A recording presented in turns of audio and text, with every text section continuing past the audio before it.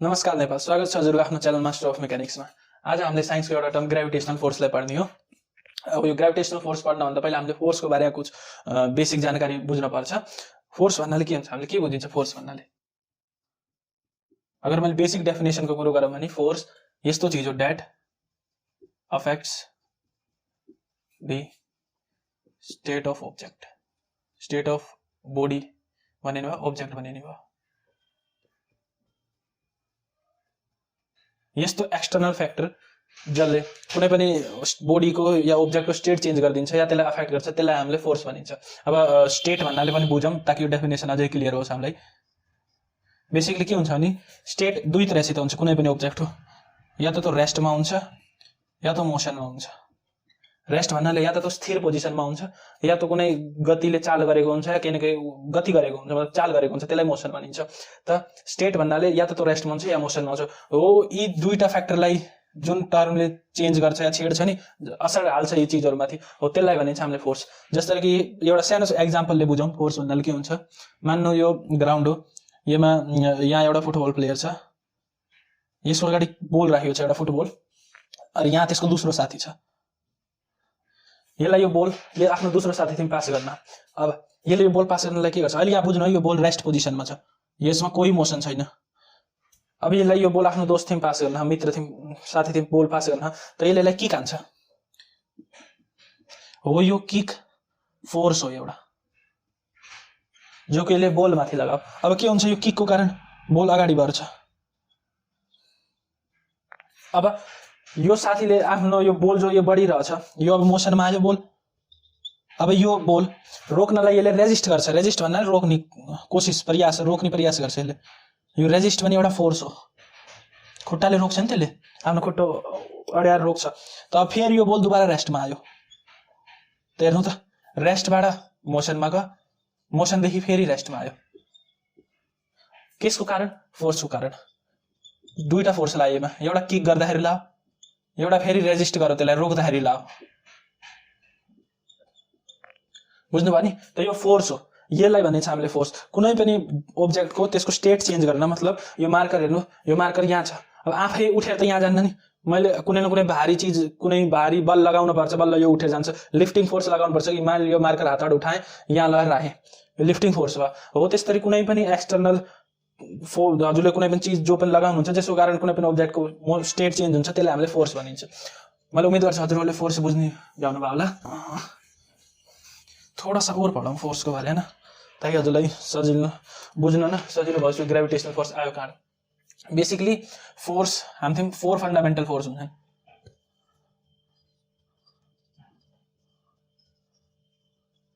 पूरा युनिभर्समा चारवटा fundamental force छन् हामी फिजिक्स भित्र, कुनै पाँचौं छैन, कुनै तीसरो छैन, सिर्फ चारवटा। पहिलो फोर्स ग्रेभिटी, दूसरो फोर्स वीक न्यूक्लियर फोर्स, तीसरो फोर्स स्ट्रॉन्ग न्यूक्लियर फोर्स,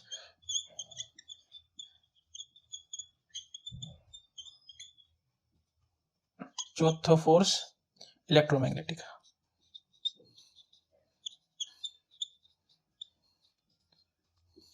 हो यी पूरा फिजिक्स भित्र सिर्फ यी चारवटा फन्डामेन्टल फोर्स छ। फन्डामेन्टल फोर्स भन्नाले एउटा फोर्स र फन्डामेन्टल फोर्समा बेसिकली के अन्तर हुन्छ भने, फन्डामेन्टल फोर्स ऊ फोर्स हुन्छ जो कुनै पनि सिचुएसनमाथि डिपेन्ड गर्दैन, मतलब सिचुएसनमाथि डिपेन्ड गर्दैन, मतलब यी चारवटा फोर्स यस्ता फोर्स हुन् जो मतलब पूरा ब्रह्माण्डमा जेसुकै होस्, चाहे यो ग्रह रहोस्, पृथ्वी ग्रह रहोस् या नरहोस्, जेसुकै होस्, तर यी फोर्स कुनै पनि ऑब्जेक्टमाथि जो कुनै न कुनै मास त्यसले एक्जिस्ट गर्छ, जो कुनै न कुनै मास त्यति हुन्छ भने यी चारवटा फोर्सको माथि जरुर लागेको हुन्छ। जस्तै हेर्नु न, अलि डिटेलमा बुझौँ भने यो मार्कर यहाँ हातबाट यहाँबाट मलाई यहाँ राख्न, अब आफै त जान्न नि, यो मैले उठाएर राख्न पर्यो, मैले एक्सटर्नल फोर्स लगाएको, त यो फन्डामेन्टल फोर्स हो होइन, किनकि मैले बाहिरबाट लगाउनु पर्यो। अगर म छैन त यो मार्कर पनि यहाँसम्म जान्न, त यो कसको कारण गयो? मेरो कारण। तर यी चारवटा फोर्स यस्ता फोर्स हुन् जसलाई केही चिज मानेर आउँदैनन्। जब तक ब्रह्माण्ड छ तब तक यी चारवटा फोर्स हो, यी चारवटा फोर्स हुन्। त्यही भएर हामीले यिनीहरूलाई फन्डामेन्टल फोर्स भनिन्छ, जो हर हालतमा एक्जिस्ट गर्छन्, कोही फरक पर्दैन, हामी छौँ छैनौँ, हाम्रो फिजिक्स छ छैन, बस यी चारवटा जरुर छन्।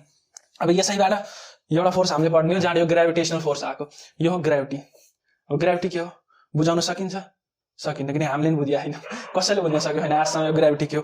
कुनै पनि साइन्टिस्ट, कुनै पनि फिजिक्समा आजसम्म यो सवालको जवाब छैन कि ग्रेभिटीको ओरिजिन कहाँबाट भएको। मतलब कुनै पनि फोर्स भनेपछि त्यसको ओरिजिन थाहा पाइने, त्यो सवालै बेकारमा खाम उठाएको, बुझ्नै सकिन्न कहाँबाट पैदा भएको। कुछ फन्डामेन्टल लज हुन्छन् तिनीहरूलाई बुझ्नलाई, हो त्यसैलाई भनिन्छ ल अफ ग्राभिटेसन। ग्राभिटी बुझ्नलाई हामीले ल अफ ग्राभिटेसनको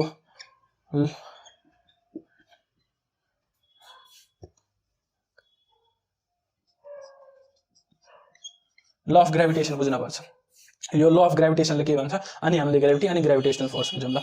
यो ल अफ ग्राभिटेसनले के भन्छ, मान्नु कुनै पनि दुईटा अब्जेक्ट छन् ब्रह्माण्डमा, कुनै पनि दुईटा अब्जेक्ट छन्, तिनीहरूको कुनै न कुनै मास हुन्छ। मैले यसलाई m1 भन्छु, मैले यसलाई m2 भन्छु।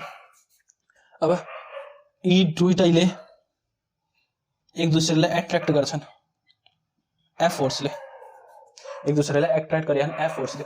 त ल अफ ग्राभिटेसनले के भन्छ भने यो जो एफ फोर्स छ यी दुईटाको एट्र्याक्सन, यो हाम्रो जी m1 m2 अपॉन में यी दुईटाको सेन्टरबाट, यसलाई डी मानौँ, सेन्टरदेखिको डिस्टेन्सको स्क्वायर, यो हाम्रो ल अफ ग्राभिटेसन हुन्छ। अब यसलाई हामीले यो जो ल अफ ग्राभिटेसन छ यो ब्रह्माण्डको कुनै पनि दुईटा अब्जेक्टको बिच चलाउँछ। तो मतलब यो होइन कि सब धरतीमै काम गर्छ यो ला, होइन, हजुर चाँदमा जानु, हजुर मङ्गल ग्रहमा जानु, शनि शुक्र बुध जहाँ जान जानु, यो ला जरुर काम गर्छ। त्यही भएर हामीले यसलाई युनिभर्सल ला भनिन्छ। एउटा वर्डहरू एड गरौँ, कारण के हो यसलाई युनिभर्सल ला अफ ग्राभिटेसन भन्ने, किनकि यो ला हर जग्गा काम गर्छ। अब यो ला बनाउने पब्लिस गर्ने साइन्टिस्ट कोन हुन्, sir Isaac Newton. Sir Isaac न्युटनले यो ला पब्लिस गरेका हुन्। यो ला बुझिसकेपछि यो आधा हामीले ग्राभिटीको कन्सेप्ट पढिन्छ, यति लाले हो, सिर्फ यति ला बुझ्ने हो भने हामीले आधा ग्राभिटीको कन्सेप्ट पढिन्छ। यही लालाई मैले अगाडि एक्सप्लेन गर्छु। ल अफ ग्राभिटेसनल फोर्स बुझ्नभन्दा पहिला हामीले ग्राभिटेसनल फोर्सलाई थोड़ा सा और पढौँ।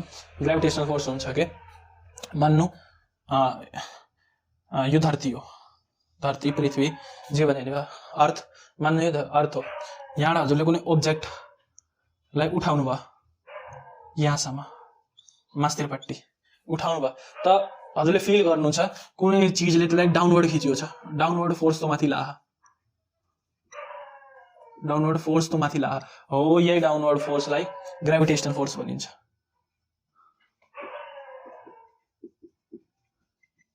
यही डाउनवर्ड फोर्सलाई ग्राभिटेसनल फोर्स भनिन्छ।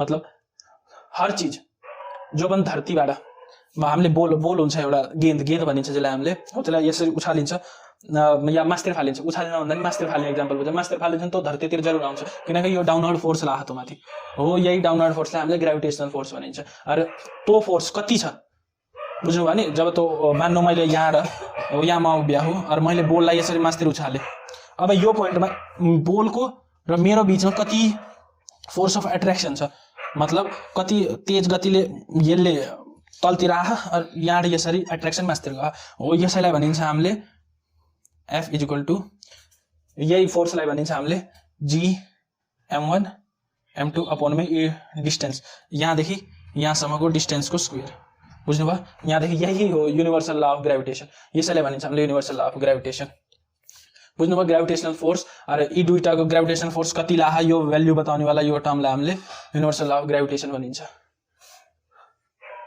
अब कुछ न्यूमेरिकल्स बुझौँ।